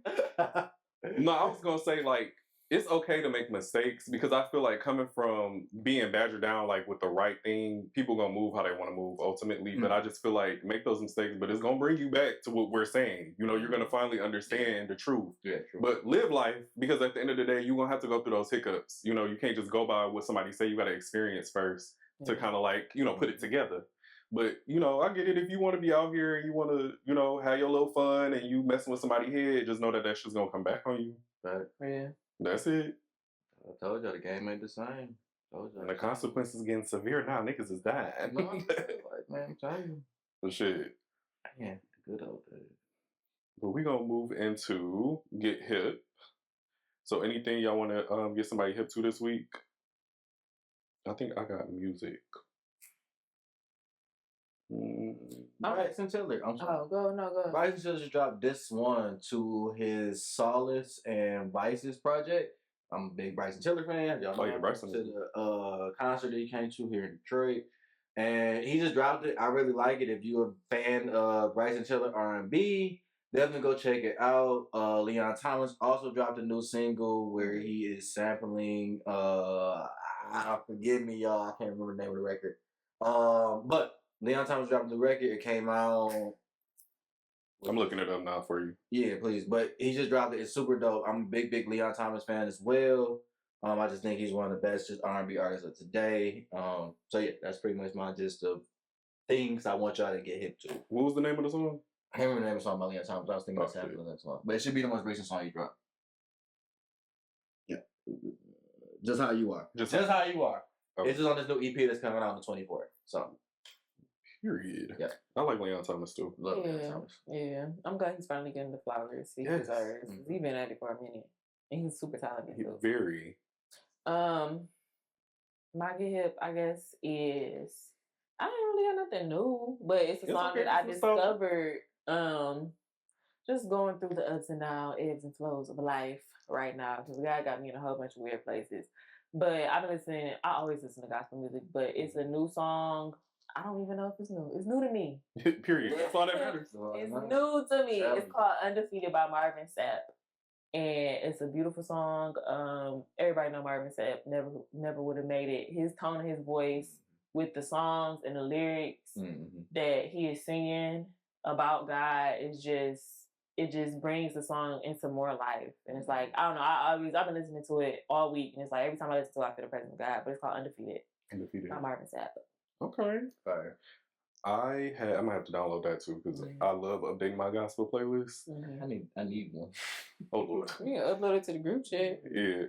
My gospel is the clips. So be it. Mine is he's somebody that I really been liking a lot, Josh Levi. I'm like anticipating his upcoming album that's dropping October 10th. And I've been listening to, this is kind of old though, but it's called 98. It's his single from 2018. It's new to me, like Maegan said. So I've been enjoying like his catalog. I just really like his tone. I think he's kind of like getting to his, if I had to, well, not compare him, but I see like influence of like Chris Brown, Usher mixed with like, I see how intricate he is when it comes to his music, like his runs. Like he's already mentioned like Brandy, Jasmine Sullivan. He's remade some of their like classic hits and stuff like that. And I just love his tone. So like if y'all probably already know about Josh Levi, but if y'all don't, check him out. I love his music. Josh Levi, shout out my name. Period. Deontay Wilson. We need to come to Detroit. My care folks. They're both of them. On and off camera. You need to come to Detroit. I'm waiting for that. But moving into If I Knew Then What I Know Now, what y'all thinking? Because y'all had a trigger. Oh, straight to the point. We like that. Yeah, so if I knew then what I know now about instant gratification, I wouldn't have seeked it in all the ways that I have sought it out. I don't even know. Seeked is not a word. I wouldn't have. Isn't seek the word? No. Not really. Sought. I would sought. That's what I'm saying. I said the right word after. I would not have sought instant gratification in all the areas that I had sought. And I would have known, I mean, if I knew that what I know now, I would know that it's a trap. That's what I wanted to ask you that. What was the worst experience for you for that? Ooh, for instant gratification. I don't want to know the lesson just because of what it could be, but what was your worst instance of that? Worst instance of like seeking instant gratification. Worst instance? Shit, you got me thinking. Because I think what we talked about, it'd be great for, you know. You're talking about like in like relationship wise? Or just anything where you might have went out to the club and been like, well, I want to get attention now, and it just backfire. Like whatever that may look like. Been that type. Yeah. I'm going to say in a relationship, one of my exes, us still getting in a relationship after he said he wasn't ready. And me just needing that, I want to be with you and I'm going to be with you. Okay. You know what I'm saying? I at that time it was just like, dang, why is it that I cannot get in a relationship? Like, why is it that dating, we date, we have fun, and like, I ain't trying to go there for you. So it kind of like put a downer on me, like, dang, am I enough? You know what I'm saying? Like, am I enough? So when the opportunity came again, somebody that, and we've known each other, I guess at the time for years, and been feeling each other on and off or whatever, it's like, why not just do it? You know what I'm saying? And this man is literally in my face saying, I'm not ready for a woman like you. I cannot give you what you want right now. And I still sat there and was like, you can't get your life together and be in a relationship with me? not exact situation. So it's like, that instant I need that instant of, I want to be in a relationship. Like, we've been flirting for years. Why not? You know what I'm saying? Okay. Yeah, why not? Like, why is it? And he's literally telling me to my face, why? And I'm still like, got you. I get what you're saying. Why not? You know what I'm saying? I needed that. So I feel like if I knew then what I know now. Thank God for growth. If about what? I said thank God for growth. Oh, I was like, shit. But no, if I knew then what I knew now about instant gratification, that I wasn't gonna say if you're a genuine person or open-minded person that it humbles you. But I feel like if you're a person that's open to learning and self-involvement involvement, that it can teach you a lot of things. It can humble you. It can make you, a modest person. You so irritating. I see you smirking already.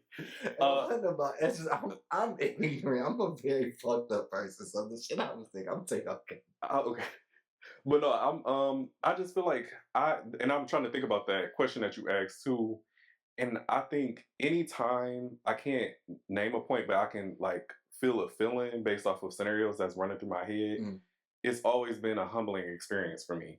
It made me really realize, like, kind of going back to, I think I mentioned it last episode about how I'm always a humble person. And the reason is because if I step out and do what somebody else is doing, God always humbles me to make me remember, like, you don't need to be arrogant. That's not what I have you here for, like, at all. And those humbling experiences be humbling my ass because I be feeling like, wow, I did all of that just to me look like a fool. You know what I'm saying? In my eyes. And I know I look like a fool.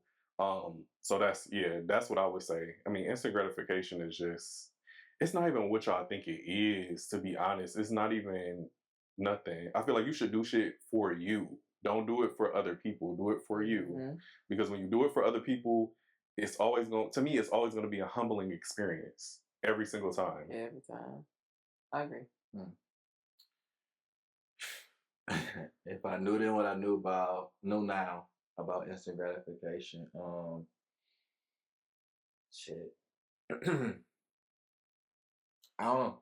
Be honest with you. My whole life, at least as I can make a memory, I've always struggled with getting what I felt like was the full love from others.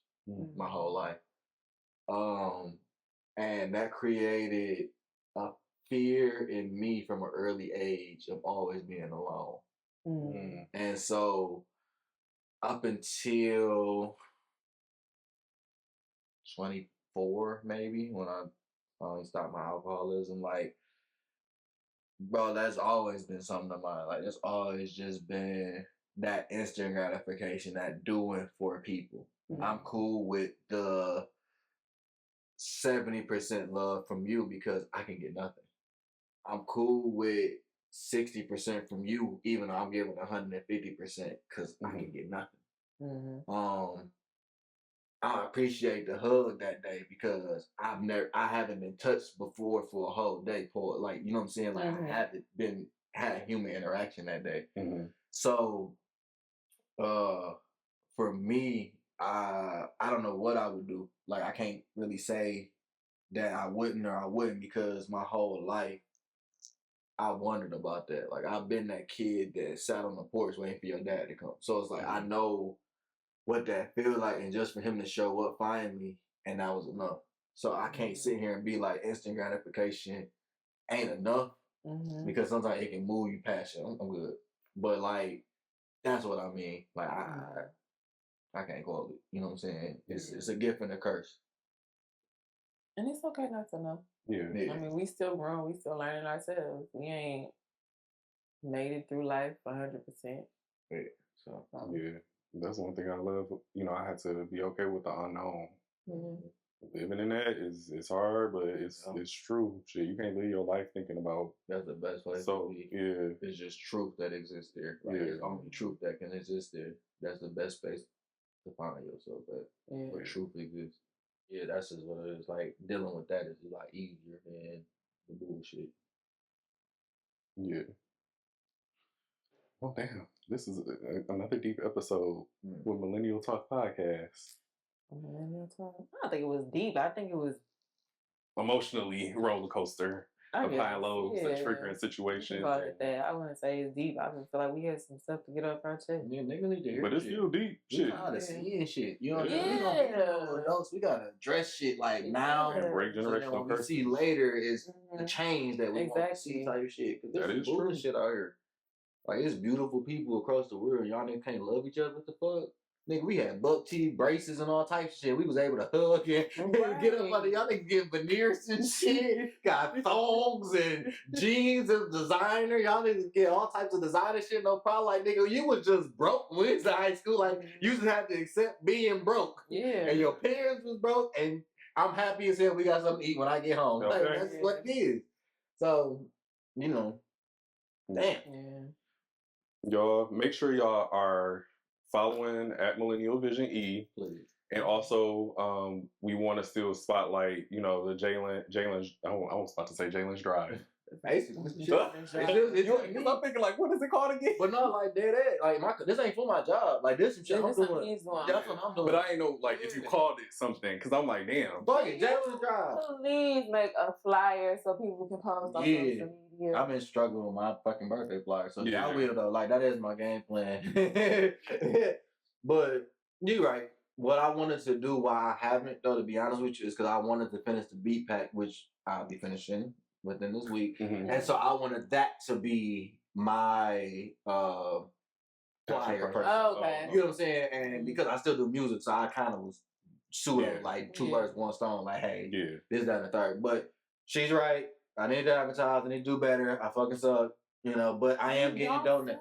I'm getting donations for the kids. Yeah, you have been getting donations. Yeah, I've been getting donations for the kids and stuff like that, and just getting reached out from other people. So I appreciate everybody who has been supporting. If you would like to support again, you know, just reach out to me independently. And this promotion here too, especially always. But yeah, guys, make sure y'all are donating, and I mean everything. We're not just doing coats. Whatever you can give, you give. And again, make sure you follow at Millennial Vision E, our business page. You can follow us at Farrell.McHale. At _Maegan. And PROD _56 Freq. Proud of you. I fucking called this shit, bro. And it's Freq with a Q, FREQ. I'm sorry, but you know. Like frequency. Yeah, frequency. That's all it is, short frequency. That's what it is. It's short frequency. That's literally it. That's how I explain it. That's what is nasty. Yeah. They think you're freaky. Yeah, like that. That's the point. Freaky, like that. I make R&B, but goddamn. Like, goddamn. All right, y'all. Until next video, y'all. Peace.